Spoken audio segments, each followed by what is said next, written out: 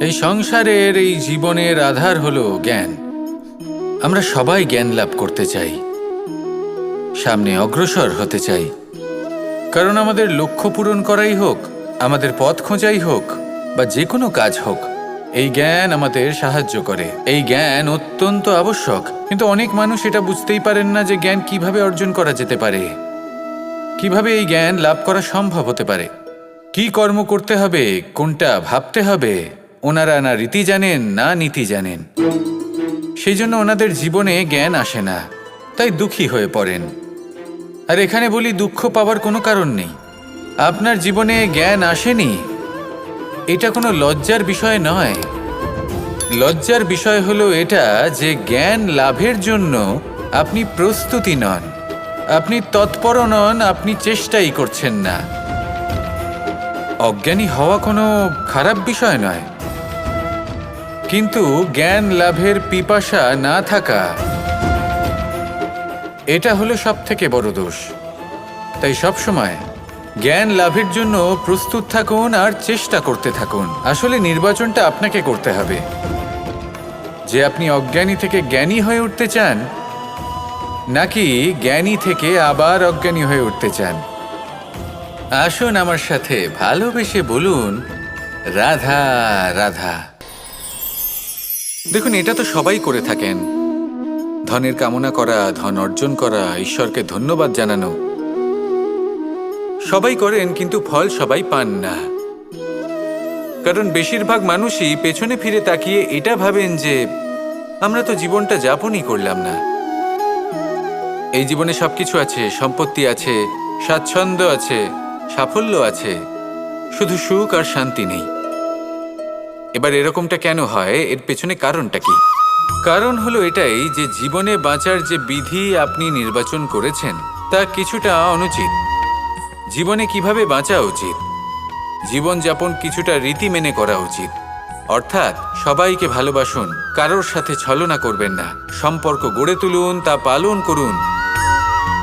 যদি ধন অর্জন করতে চান তাহলে নীতি মেনে করুন, ভেবেচিন্তে পরিকল্পনা করে। আবার বলবো, কারোর সাথে কোনো ছলনা নয়, কোনো অনুচিত কর্ম করবেন না ধন অর্জন করার জন্য।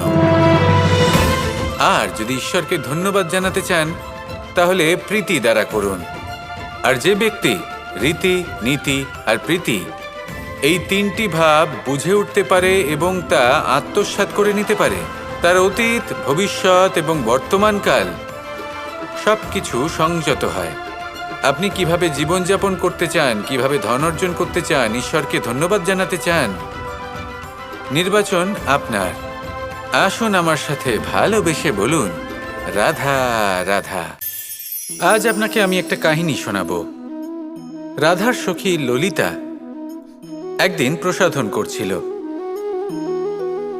ও দর্পণে নিজেকে দেখল, আর তখন ওর প্রসাধন ওর ভালো লাগলো না। ও বারংবার নিজের প্রসাধন বদলাতে থাকলো আর দর্পণের দিকে তাকালো। কখনো ফুল বদলালো, কখনো বস্ত্র বদলালো, কখনো আভূষণ বদলালো, কিন্তু কিছুতেই নিজের প্রসাধন ওর ভালো লাগলো না। ওর মনে হতে লাগলো যেন ওর রূপ ওকে ত্যাগ করেছে। ও এই কথা রাধাকে বলল।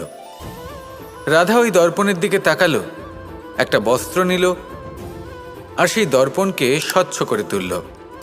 তারপর ললিতা ওই দর্পণের দিকে তাকালো আর ও নিজের উদ্ভাসিত রূপ দেখতে পেল, নিজের সৌন্দর্য দেখতে পেল।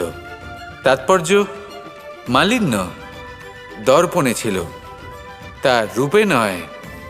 ঠিক সেইভাবেই এই দর্পণের মতোই হলো আমাদের মন। যদি এতে মালিন্য থাকে তাহলে এই সংসারের সবকিছুই মলিন বলে মনে হবে। আপনি যদি এই সংসারের সৌন্দর্য দেখতে চান, এই সংসারের শুভ কি সেটা জানতে চান, তাহলে নিজের মনকে স্বচ্ছ করে তুলুন।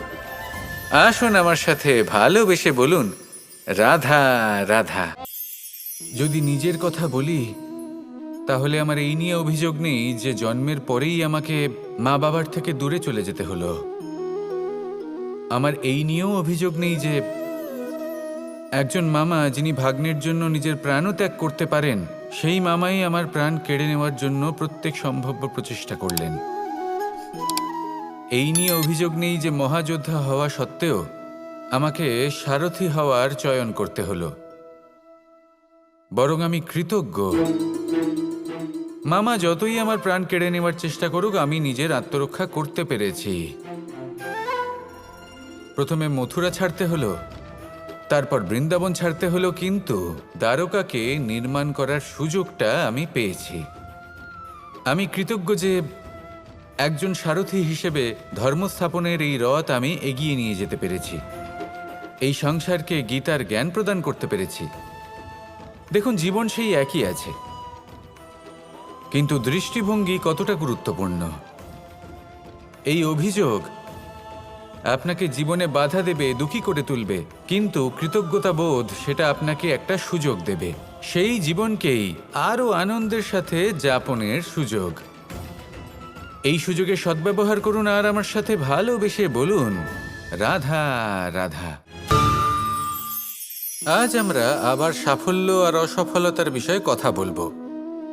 সফল ব্যক্তি কে হয় এবং অসফল ব্যক্তি কে হয়, এই বিষয়ে আমরা আগে অনেকবার কথা বলেছি। প্রত্যেক ব্যক্তি সাফল্য লাভ করতে চান, কিন্তু প্রত্যেক ব্যক্তি সাফল্য লাভের এই কাজে সফল হতে পারেন না। এবার এটা কেন হয়, এর পেছনে কারণটা কি?